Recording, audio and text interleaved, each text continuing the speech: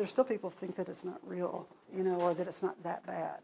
I hear that all the time. It's like, if you would just come walk the halls with us for a day. These summer months have been some of the most trying of Julie Atkins' more than 30 years in nursing. Little Rock's intensive care unit is full, as are the hospital's 3 specially created COVID-19 units. It's putting an enormous strain on the staff, some of whom have quit mid-shift. As soon as we move one out, it's going to be filled almost immediately for another patient.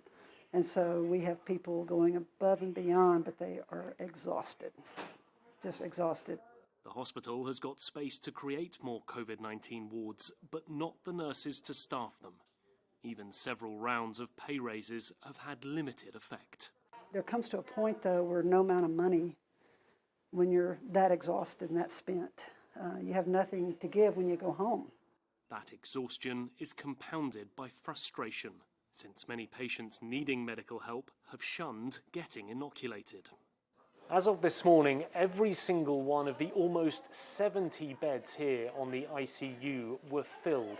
And just as we're seeing in other hotspots across the United States, the vast majority, more than 90% of the patients in intensive care, had not been vaccinated.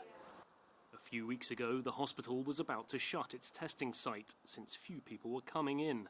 The Delta surge has now driven testing to its highest level in a year, and vaccinations have suddenly jumped by at least 200%.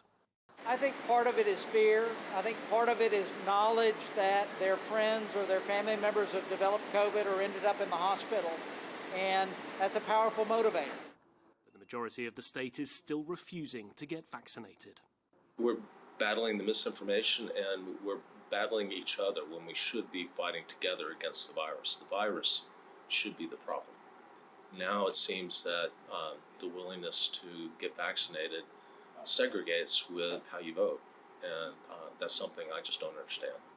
Almost 2/3 of Arkansas voted Republican in the 2020 presidential election.